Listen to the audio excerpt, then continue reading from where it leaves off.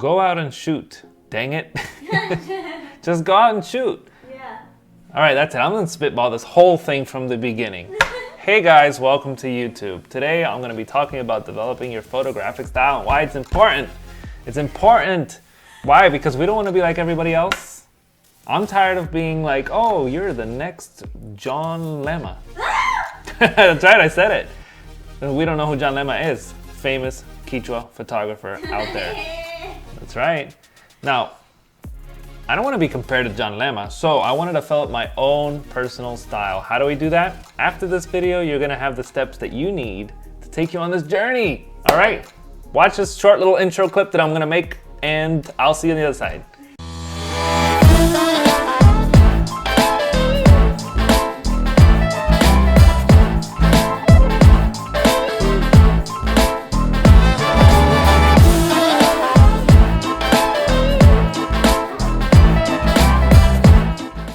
All right guys, we are back and today we're talking about photographic style. Thank you once again for being here on my YouTube channel. Please don't forget to like and subscribe. I'm supposed to say it at the end, but I'm saying it now. There's a bell somewhere, you can ring that too. All right, photographic style.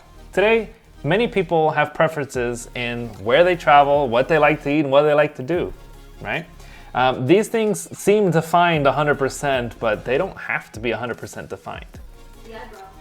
Oh, there goes the eyebrow. They don't have to, that just goes right back up. Okay, they don't have to be 100% defined. Why?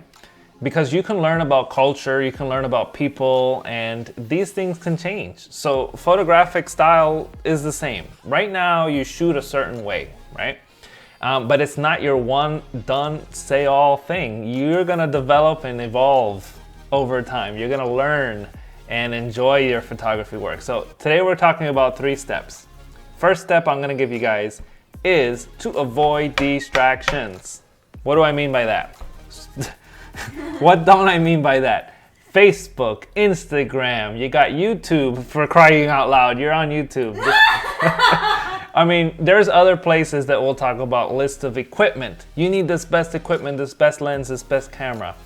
Famous photographers that aren't me are out there telling you, maybe, look at my work, this is the best way, this is where you need to get to, right? Now, the first part of every photographer's journey is discovery. Equipment, famous photographers, and the possibilities of editing might confuse you. So let's try to avoid these distractions. Your priority is to cultivate and nurture your photographic style. Okay, we're talking about distractions in a good way. So let's just push all those things to the side and focus on what you have right now. Maybe you just have a camera phone, a cell phone. Maybe you have a DSLR. Maybe you have one of your, your old film cameras. All the power to you, brother. If you have one of those, just shoot with what you have. Go out there and learn the settings, learn your camera, learn about aperture and shutter speed and ISO, learn about composition. And don't get distracted. Learn your element. That's my first piece of advice. Once you learn that, now you can move on to shooting things that you love. Second advice, let's shoot what we love. All right? So go outside, walk around the block, everything that catches your eye, shoot it with your camera.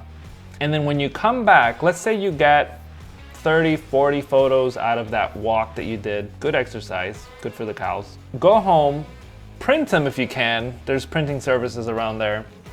Print them, lay them out in front of you, and ask yourself, why did I take this picture?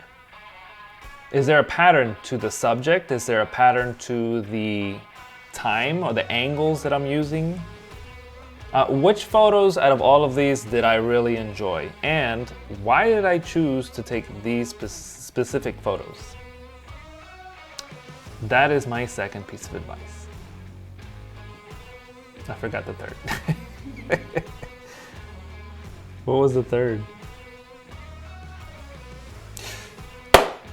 The third one. Expose yourself to the different genres and subjects that photography offers. Now, there are many types of photographic styles out there. Start experimenting with them. Use your smartphone if that's the only one you have. So right now, we're not focusing on the equipment, we're focusing on your creativity. Some people like rock, salsa, merengue, some bohemian rhapsody, right? Those are music genres. But when we talk about photographic genres, now we have black and white, we have portrait work, we have landscape work, we have macro photography, the list can go on and on and on. Each genre will expose you to a discipline that you can apply to other genres. Let's give an example. A friend of mine is a landscape photographer. I joined him one evening and we went out to shoot these buildings. I had never done it before. He used a technique that was multiple exposures to then compile into one large exposure. Now, I have never used that technique before because while shooting portraits, usually it's a live event and I don't have time to take multiple exposures of my subject. Using this technique in portrait work will allow you to have a higher resolution photo and will give you more options in the moment of editing. That's it. That's it. Three things that you can do today to start developing your photographic style. All right? I'm not going to repeat the three. No, I'll repeat the three, dang it. All right, avoid distractions, guys. Get them out of the way, shoot what you got. Learn your skills, learn your camera, all right? And then go out there and discover what you shoot. Now, I forgot about intuition. Dang it. Intuition, guys. This is what drives you to do the photo. Why did you decide to take the picture at what moment? This is all confusing now. It's all a big mess. I'm just gonna take this portion from my first take where I was serious and boring and reading off a script. I'm gonna post it up here because honestly, I can't say it with enough enthusiasm and remember the words at the same time. It's tough to do YouTube, and I am just gonna go for it. That's it. Developing your intuition. This is what drives all of your decisions while you take photographs. This is what helps you understand what is at the heart of your photography. It can give your photos an emotional depth and a conceptual weight. Now, I wrote that, and it's a good line. So, it's a good line. I thought about it, it didn't come natural, but it's good.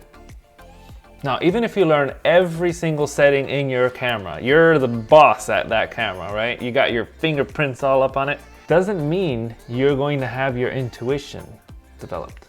It doesn't mean you'll have a distinct style yet.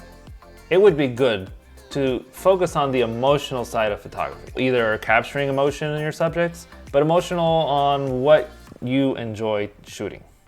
So remember, having less distractions, don't focus on social media, don't focus on other people or styles or anything like that, is gonna help you to focus more on your intuition. It's gonna help you to focus on your own photographic style.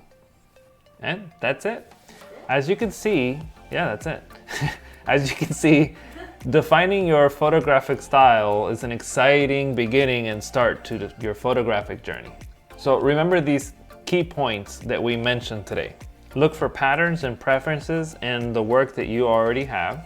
Avoid distractions from social media and equipment lists and famous photographers that say their way is the best way. And develop your intuition. Go out and shoot things that you enjoy. So remember guys, the more you do this, the more you're going to develop your unique style and you'll enjoy this work. How about you guys share in the comments what you guys liked? What did you do? What did you get out of this video? And just say hi. Hi. Who's Johnny Lema? Let's look him up. He's out there. He's a famous alpaca photographer in the future. Many photographers, if not all photographers, rely on editing to stand out in their work. In part 2 of this series, we're going to be talking about how post-production is going to help you define your style. All right, guys, the like and subscribe intro button here. I thought in this video they found your style. Oh, no. Remember, there's two sides to this coin. No, we're talking about actual using the camera, the technique behind taking the photo, why you take the photo. And in the next video, what we do with our photos. Why do we edit them a certain way? What is the proper way to do it? Is there a proper way to do it? Well, we'll talk about that in the next one. See ya. As you discover more and more ways to use your camera, you'll find interesting ways to apply different techniques that you learn. And, well, this is just coming out of my butt. What is it? We don't need the laughter every second. You'll learn the steps how to That doesn't have to be you. After today, you're... Oh, that doesn't have to be you. Oh gosh. All right. Take 20. That doesn't have to be you. After these steps, you'll learn how... That was going so good. I know, what the heck? But that doesn't have to be you. After this video, you'll learn the steps to take to define your photographic style without copying others.